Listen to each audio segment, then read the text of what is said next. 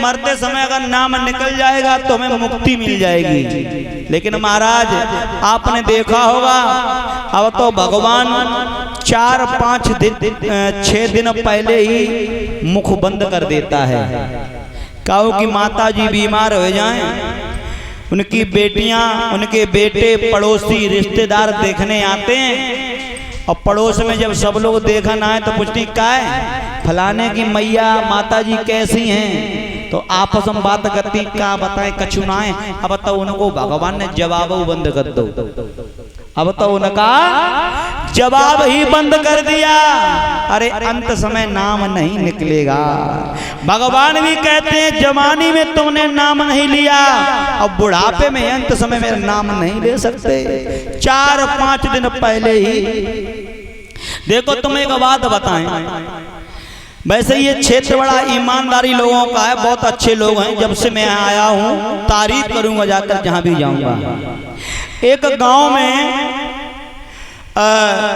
एक ज्यादा अहीर रहते, अहीर यादव है ना, और उसी गांव में रहते थे जुल्हा। जुल्हा ठीक है, तो जो सूत काटते हैं। अब जुल्हा तो दिन रात मेहनत करते थे महाराज माताओं, तो वो दिन और रात पैसे में बढ़ते गए। और अहीर यादवों में एक खास बात है, दूसरों की मदद दूसरों की पंचायत तुम खूब करवा लो, खूब दूसरों की पंचायत दूसरों की मदद। और जब तक बाप को पैसा रहो तब तक अपने खेत के मेड़ों देखन नहीं गई। ये अहीरों की पहचान है। माँ पकड़ना मैं भी एक अहीर हूँ, हम भी यादवी हैं, लेकिन बात आई तो कहूंगा जरूर। अहीर और जुल्हा रहते थे। अब जुल्हा बहुत पैसे वाले थे, वो सुंदर मकान बने थे, सब काम थे। इधर सर्दी को मौसम में आओ, अब यादव में जो थे वो थोड़े गरीब थे उस गांव में। तो एक यादव ने क्या किया, ये टाट वाले बोरा जिसमें आलू भरते हैं, उन बोरन को उसने एक झूल सिलवाई सर्दी के बचने के लिए। पैसा तो था नहीं जो कंबल खरीदना, उसने अपने कंधे पे डाली और लेकर के चले। और जब लेकर के चले हैं तो कोई जुल्हा एक व्यक्ति मिलेगा, बोलो भैया यादव जी राम राम। बोले भैया राम राम। अरे भैया ये कंधा पकड़ डाले हो। बोले तुम्हें ना पता, अरे बड़ी मेहनत से लाई है, बड़ी मेहनत से, और बहुत कीमती है। बोले है का? बोले तुम्हें ना पता, ये गांठ गांठ गर्मी है, गांठ गांठ। बोले मतलब? देखो अहीर की बुद्धि। बोले गांठ गांठ गर्मी है, जाकर कंधा पे डाल लो तो पूरे शरीर में सर्दी ना लगती है। जुल्हा कान लोगो है जा कैसी मशीन है। बोले भैया जब मिलते कहाँ? बोले मिलते आज से 5 वर्ष पहले फार्म पड़े थे, फार्म जो सब ना मिलते। और वो फार्म हमने डालो तो हमारो भैया नंबर वाइयो 50 रुपया लगे थे 5 सालों पहले गवर्नमेंट के द्वारा। बोले भैया तुम्हारी किस्मत गांठ गांठ गर्मी, पूरे शरीर में गर्मी दे देते। बोले शरीर में ना, जब कमरा में कहूँ रख दे तो पूरा कमरा गर्म कर देते। जुल्हा सोचन लो जब मशीन बड़ी अच्छी है। बोले भैया तुम्हारी किस्मत अगर जा तुम हमें दे दे तो? बोले ना ना ना बहुत महंगी है, और तुम्हें हमारे इतने अहीरे यादव रात सबने मांगी, कहू देखना को नहीं दई, और जो तुम्हें मैंने बेच दी तो ये सब अहीर हमसे गुस्सा हो जाए, देंगे ना। जुल्हा कान लगो भैया ये तो हमारी आपस की बात है। तुम्हारी किस्मत कल 12 बन की गए, 2 गद्दा 2 रजैया बहुत अच्छी भरवाई, बेऊ तुम सब ले ले। 1100 रुपया तुम्हें दिए, बेऊ तुम ले ले, लेकिन जब गांठ गांठ गर्मी हमें दे दे। अहीर सोचन लोगो वही काम, वही काम। बोले देखो भैया दे तो तुम्हें दिए, लेकिन कहूँ बताओगे ना कि हमने फलाने से ली है। जुला कान लगो भैया, अरे ऐसे उपकार करोगे हम काय को कहेंगे, तुम चुप्पा दे दो। तो देखो अहीर की बुद्धि, टाट को बोरा 1100 रुपया में बेच दो, 2 रजाई 2 गद्दा इनाम में ले ले। अब भैया बे तो चले गए अपने घर है, अब बे पहुंचे अपने घर।